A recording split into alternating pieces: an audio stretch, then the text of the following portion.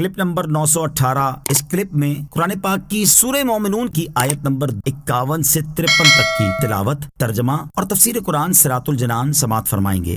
بسم اللہ الرحمن الرحیم۔ ترجمہ: اللہ کے نام سے شروع جو نہایت مہربان رحمت والا ہے۔ یا ایہا الرسل کلوا من الطیبات واعملوا صالحا انی بما تعملون علیم۔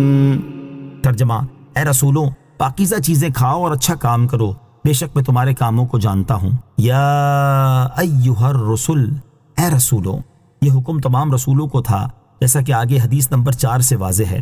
البتہ بطور ندا مخاطب کیے جانے کے اعتبار سے بعض مفسرین کے نزدیک اس آیت میں رسولوں سے مراد تمام رسول ہیں، اور ہر ایک رسول کو ان کے زمانے میں یہ ندا فرمائی گئی۔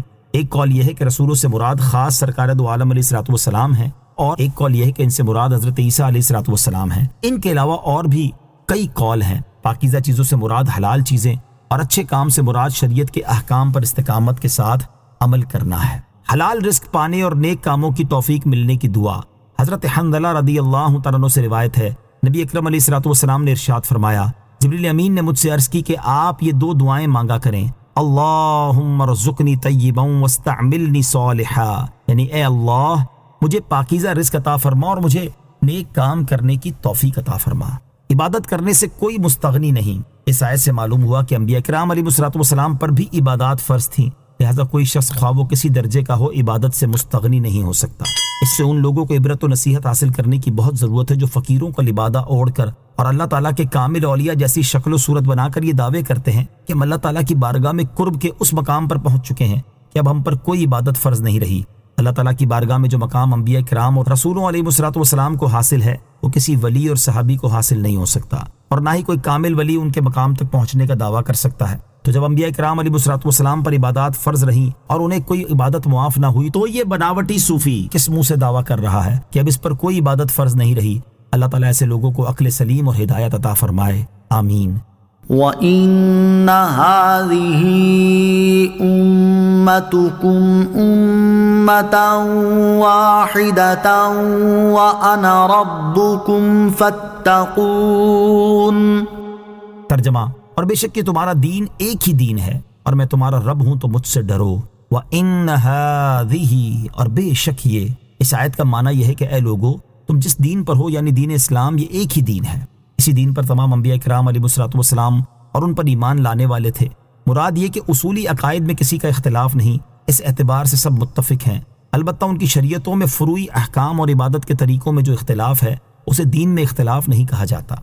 فَتَقَطَّعُوا أَمْرَهُمْ بَيْنَهُمْ زُبُرًا كُلُّ حِزْبٍ بِمَا لَدَيْهِمْ فَرِحُونَ۔ ترجمہ: تو ان کی امتوں نے اپنے دین کو آپس میں ٹکڑے ٹکڑے کر لیا، ہر گروہ اس پر خوش ہے جو اس کے پاس ہے۔ فتقطعوا، تو ان کی امتوں نے ٹکڑے ٹکڑے کر لیا، یعنی اللہ عز و جل کا دین ایک ہی ہے، البتہ ان انبیاء کرام علیہ الصلوۃ والسلام کی امتوں نے اپنے دین کو آپس میں ٹکڑے ٹکڑے کر لیا، اور یہودی، عیسائی، مجوسی وغیرہ فرقے فرقے ہو گئے۔ معنی یہ ہے کہ ہر قوم نے ایک کتاب کو مضبوطی سے تھام لیا، صرف اسی پر ایمان لائے اور دیگر کتابوں کا انکار کر دیا۔ ہر گروہ اس پر خوش ہے جو اس کے پاس ہے اور اپنے ہی آپ کو حق پر جانتا ہے اور دوسروں کو باطل پر سمجھتا ہے۔ اس طرح ان کے درمیان دینی اختلافات ہیں۔ اسی طرح امتیں یوں بھی ٹکڑوں میں بٹیں کہ فرقوں میں بٹ گئیں اور اپنے دین کی اپنی اپنی تشریحات بنا لی، جیسے یہودیوں اور عیسائیوں میں ہوا کہ 20 فرقوں میں بٹ گئے۔ دین کی یہ تفریق بھی حرام ہے۔ اس حوالے سے یہاں 2 احادیث ذکر کی جاتی ہیں۔ نمبر 1، ابو داؤد شریف کی حدیث ہے، حضرت معاویہ بن سفیان رضی اللہ تعالیٰ عنہ فرماتے ہیں، تاجدار رسالت صلی اللہ تعالیٰ علیہ وسلم ہمارے درمیان کھڑے ہوئے اور فرمایا، خبردار ہو جاؤ، تم سے پہلے اہل کتاب 72 فرقوں میں بٹ گئے تھے، اور عنقریب یہ امت 73 فرقوں میں بٹ جائے گی۔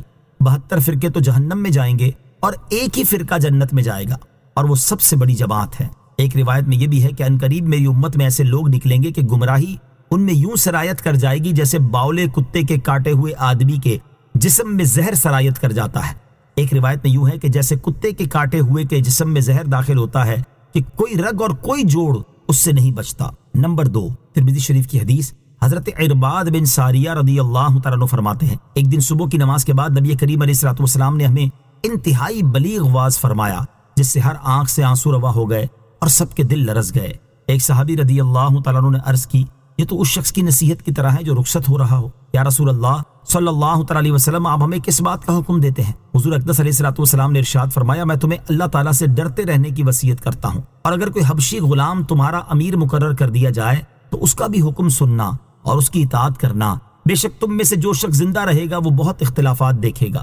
تم شریعت کے خلاف نئی باتوں سے بچتے رہنا کیونکہ یہ گمراہی ہے۔ تم میں جو شخص یہ زمانہ پائے اسے میرا اور میرے ہدایت یافتہ اور ہدایت دینے والے خلفاء کا طریقہ اختیار کرنا چاہیے، اور تم سنت کو مضبوطی سے پکڑ لو۔